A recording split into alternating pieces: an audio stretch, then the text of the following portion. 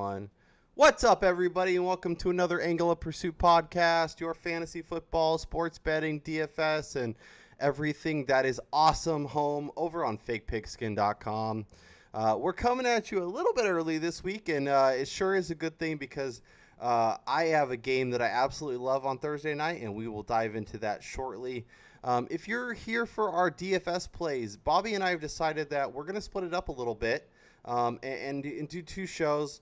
A little more digestible, about 25-30 minutes of each. So if you just want DFS, go check out the iTunes feed, go check out YouTube, wherever you happen to get our pod.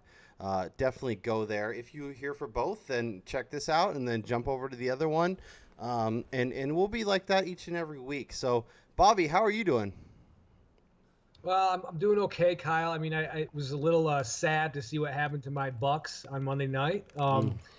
I kind of had to make fun of you for the Arizona Sam Bradford pick in week 1, week 2, and then I kind of had to take some here. So yeah, a little disappointed, but we'll see how they bounce back. It was just it was tough. Fitz kind of went Fitz like you talked about. And, yep, I thought this might be coming, and in the second quarter, it sure came. 3 straight plays, 3 straight interceptions. But I got to give him credit because he was able. A lot of quarterbacks would completely sink after that. But he was able to play really well in the second half, and that Chris Godwin touchdown that didn't end up being a touchdown. Maybe that happens, and then all of a sudden we're talking about how the Bucs won and the Steelers lost, and a little fluky play here or there, and it kind of turns the game around. But let's jump into our plays because I am very excited. On my column, I went 3-0. On the pod, I went 2-1. And honestly, like, you want to talk about fluky, like, terrible calls. They called this garbage offensive PI on Kyle Juszczyk that basically C.J. Beathard came in off the bench on 4th and goal, ends up throwing a touchdown. And it should have, I think it would, if they scored it, I think the Niners might cover. I had 6.5. I think they were down 6 at that point. Assuming they make the field goal. So, I feel pretty good about how I'm seeing the board and whatnot. For you, it was like my week 3. It was bad, ugly, and worse. The Vikings, I mean, you, me, and everyone love that Vikings play. So many eliminator pools got completely obliterated. We all forgot our DFS stat for the Bills. What were we thinking? Yeah. If you started Josh Allen in DFS, like, let me know on Twitter. I'll give you your own DFS podcast. Like, you're a savant. The Bears call was another one that seemed too good to miss, and it almost hit, but it was just not quite enough. And then obviously I took Steelers, you took Bucks, and we know how that worked out. So 0-3 week. We're both not off to as good of a start as we would like, but that's the beautiful part. We got 16-17 weeks of this nonsense, so let's get our picks heading in the right direction. Let's see how we're doing, and let's get back in that win column. So I'm gonna give you. Just to make you look as bad as I do, Kyle, the Niners were down 35-7. So I'm sorry, you can't take credit for that. They were getting blown out, so I don't care. Yeah. But it's not how they start, it's how they finish, and it was close. But so my first play, and it luckily, because we are recording this on a Wednesday night, I will be able to throw this one out there.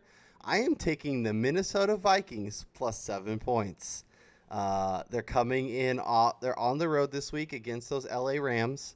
Obviously, they looked as bad as they possibly could a week ago against the Bills. Everything went wrong, and I think a big part of what made that game kind of a thing is the Vikings knew on Thursday night that they were going to be facing the Rams in a game that could be a preview of what the NFC Championship could look like.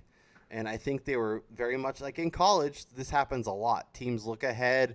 They think about the big opponent coming down the road, and a lower level team comes in and makes games really close, or even gets the outright win. So the Rams are going to be without Aqib Talib. They're going to be without Marcus Peters, which I think makes a huge difference. And in the DFS show, there will be a lot of Vikings talk as well. But I am taking the Vikings. I'm taking that full touchdown. I think they can at least cover this game, if not win the game outright. Well, I don't mind the pick. You know how I feel about Thursday night football. I avoid it like the plague. Mm-hmm. I don't deal with it from a betting angle at all. It's kind of a ridiculous thing to have these guys play 3 days apart. It's so unpredictable. So many in-game injuries every time it seems like, by halftime too. Um, and yeah, I agree. Right, that totally. I think I talked about it last week when we were talking about the Vikings. That hey, they're playing this. I liked them last week, and I said, Mm-hmm. you know, they had this. They're getting ready for this Thursday night game next week, but I never factored in like they would just totally take a NFL game for granted. So, Yeah. yeah, I didn't think that would happen, but yeah, Thursday night football scares me no matter what. It is a big number, and one thing that does scare me if you're taking the Vikings like you do is the Vikings clowned this Rams team last year, in really in no way anybody did. Yeah. And it was a little bit earlier on the season when the Rams were playing well, but still kind of feeling themselves out and becoming this offensive juggernaut they are now. And I think Sean McVay, he never takes a foot off the gas. Yeah. If they get out to a lead, it would scare me. And I wonder if that's in the back of their minds that this was the only team last year that really put a beat down on them. So I'm staying away, but it's a big number. I don't mind the call at all. No, and I think that's a great point. And we've seen all season long already, even when the Rams are up big, even when they're beating the crap out of the Raiders or the Cardinals, they're still their foot's on the gas. They're still doing play action. They're still throwing it down the field. McVay does not care, and that is a little worrisome. I'm not going to lie, but I think the injuries in the secondary are going to be too big of a thing for them to overcome. And I think coming off the win. Or the loss against Buffalo, I think this team is going to be focused. I think they're going to play really well. And like you, I typically don't like Thursday night spots, but I think this is a good opportunity. This is probably a field goal game either way, and I like the Vikings to cover.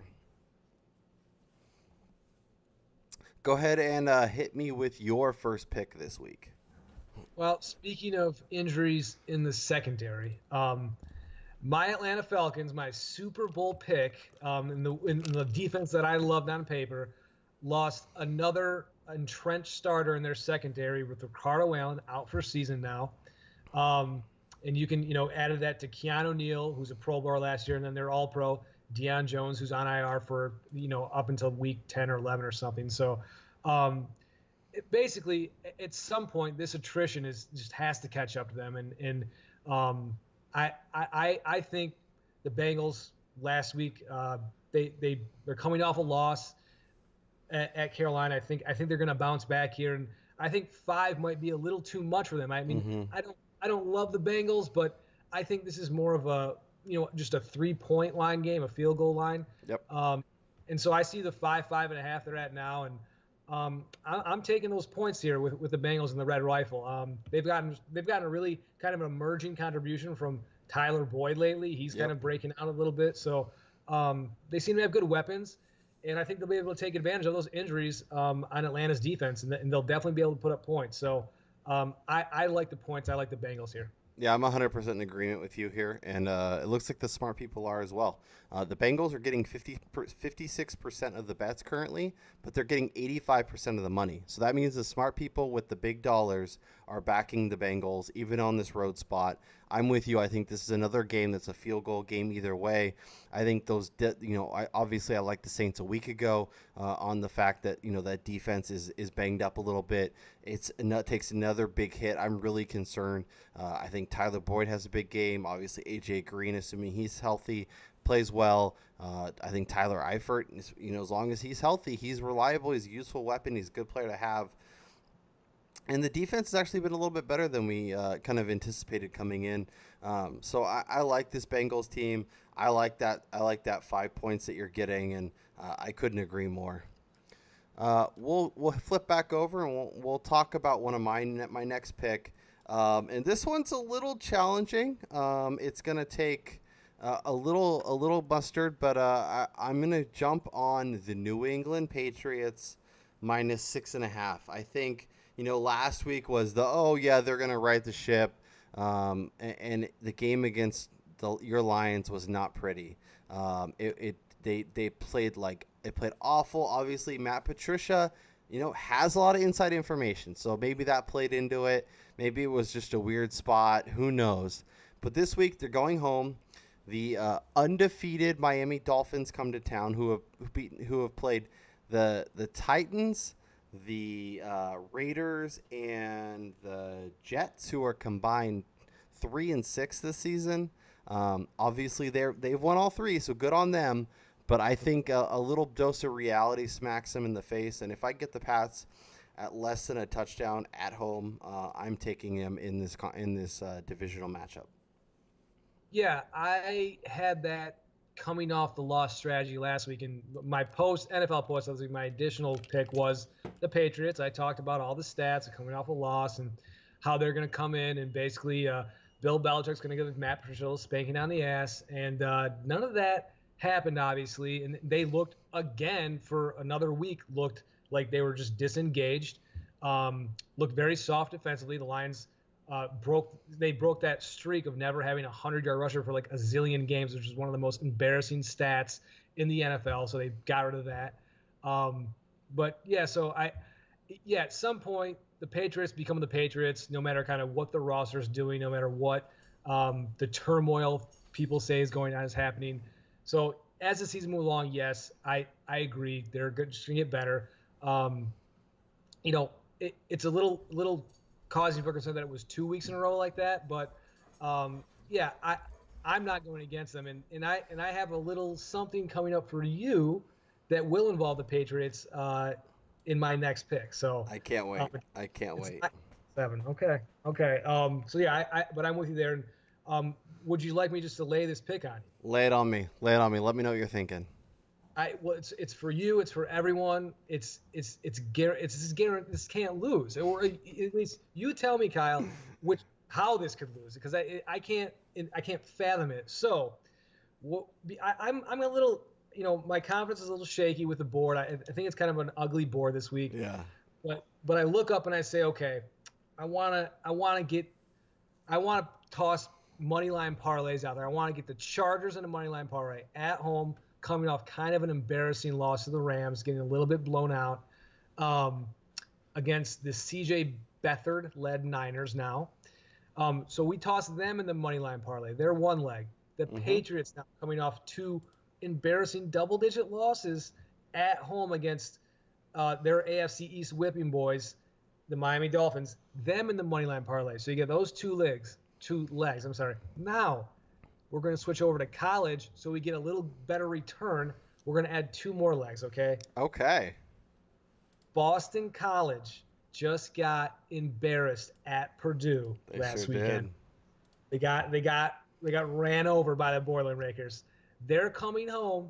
They're playing Temple. I don't know anything about Temple. All I know is the line is like 14 or 15. I'm throwing Boston College as a third leg just to win now. So we got 3 teams in this. And to get a return of even money, basically, I'm adding Oklahoma State, who got a little bit embarrassed as well last week at night at home against Texas Tech. They're going on the road to play Kansas, who's an improved team. They're a cute little nice team. They're playing a little better, but those cute little Jayhawks, they're so cute. They're nice. They got Puka Williams Jr. doing all this nice stuff. It's nice.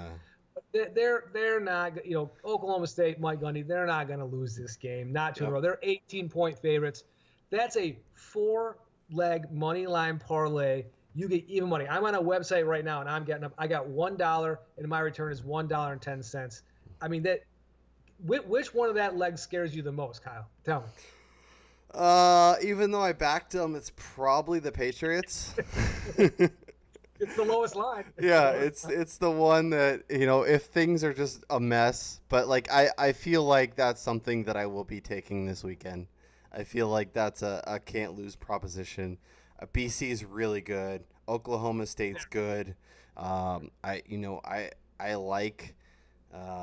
We'll talk in the DFS show. I got a couple little things up my sleeve about those Chargers, but Yeah, I have a really hard time envisioning that, and the fact that you can get all those four teams that should all win with ease, at basically even money, it's definitely a risk worth taking.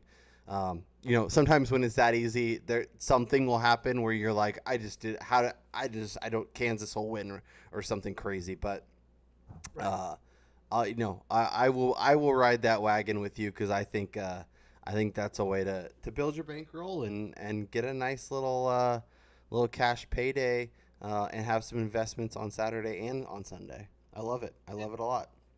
Yeah, and if it loses, I'm banning myself from this for at Hmm. least a week. So, that's I'm doubling down there. So Yeah, yeah, and no, if you wanna play a little safer, I think a Chargers Patriots two team money line parlay is pretty is as safe as it gets if you don't want to dabble in on the Saturday madness. and the reason I wanted to, I was going to do another NFL game, but the only one that makes sense is probably the Pack. But that scares me more than the Patriots, to be Yep. honest. I'm not Yeah. just because the Aaron Rodgers factor. I just Hmm. I don't trust it, so I'm not doing that. Yep. Nope. I like that. Go with what you think. Don't throw a team in there just to throw a team in there. And then you're like, why did I add that team? That's so dumb. Okay, so my final pick, we are Yes. going to another primetime game. We're heading to Monday night. Oh, Monday night. We got the Kansas City Chiefs, the red hot Kansas City Chiefs, heading into Mile High to take on those Denver Broncos. And you know what's going to happen? Those Denver Broncos are taking you to Covertown, baby. I love me a home underdog in a primetime slate. I think Denver not only covers, but I think they get the win on the field. I would sprinkle that money line. It's probably let's see if I can get a little bit of a number for you here. Oh, it's almost 2 to 1. It's plus 180. Yep. So you throw $20 on there. You get basic almost $40 in return. Um, I like I like me some Denver Broncos. I think the Patrick. This is a big road tilt for Patrick Mahomes, who's been incredible working on his MVP candidacy. I think Bradley Chubb, Von Miller get after it. I think Case Keenum plays a little bit better, and Kansas City's run defense has been really really bad this year. And I think Philip Lindsay and Royce Freeman have a big day on the ground. And I think maybe it's a little bit closer than we expected. And I think at the end, Denver is kicking a field goal to win the game or to ice it. And I think they get a big win at home. Yeah, it's scary because we're green a lot, and that scares me. But Yeah. yes, I this was one I didn't like the board this week, but kind of looking at it, I thought, Mhm. you know what, it's been this 3 weeks of Patrick Mahomes mania, and look, at some point, the league will catch up a little bit with him. Yes, he is good, he's legit, but people are going to start watching tape on him. They're going to start watching tape on the Chiefs. They're going to see their tendencies, and there will be a little bit of regression. He's not Mhm. going to throw 4 touchdowns every week, and Denver at least has the horses on defense to do that. That's always been a tough road environment for people to play in like primetime games. The Patriots have trouble there all the time, and so they're always been a tough place to play, with the altitude and all that stuff. So this is a game also where I look at the 5 points at home on a Monday night. I go right after it too, and I love the points, and I don't mind the money line play either. I mean, the Chiefs aren't going undefeated, right? Yep. So the Broncos, they just got embarrassed pretty badly on the road at Baltimore. So Yep. I think they're going to come out fired up at home on a Monday night, and I'm with you there. I think it's too many points. So we are agreeing, and that we'll see if that's a good thing. Yeah. Well, it's either gonna we're both do really well or we're both can do horribly, and I feel like we're heading in the right direction. Oh, Anytime I can get a home underdog in prime time, it's almost an automatic bet for me. Like I'm all about it, and a lot of times it ends up working out, and a lot of times it ends with a win on the field, even in a game where you're like, there's no way the road team's gonna lose, and they come in, and I mean, look at your Lions last week. The Lions yeah. were big underdogs, and not only did they cover, but they got the win outright. Yeah, I broke my rule of involving them in any sort of gambling suggestions at all. I never go for or against them because it's one of those things. Sometimes you're too close to it, Mm-hmm. think you know, and I broke my rule and I learned my lesson. What am I doing? I don't ever do anything for or against the Lions. They're the dumbest team in the world, and yeah, so I'm avoiding them at all costs every week. So, Yeah. but I do have a new team that I think I am possibly adopting this week. And what we talked about last week was this second round pick linebacker out of South Carolina State Tech, Academy, whatever. I don't know. Darius Leonard on this Colts defense. Yeah. Once again, another monster game. Was in Carson Wentz's face all day long. Had another, I think, Baker's dozen tackles, a couple sacks, and also recorded a stat I believe they're now tracking called stuffs. I don't know what that is. It's probably very stupid, but look, bottom line is they look this defense looks formidable. Marcus Hunt looked like a man possessed last week. And this is against, look, Philadelphia's not, they're not exactly who they were last season on their playoff run, but they're still good offense. They're well coached. They know what they're doing. And they really took it to them last week. They didn't win the game. And a lot of that had to do with maybe Chester Rogers dropping two really good touchdown pass balls from Andrew Luck. But look, we thought this was a roster going into the season that it was kind of like Andrew Luck, even if he's like, 80% of what he was, it's still such a bad roster, bad team around him. They're not going to do anything.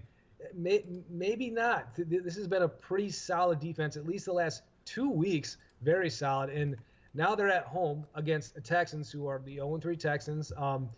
The one thing about that team is there's very sloppy offensively, on the offensive line especially.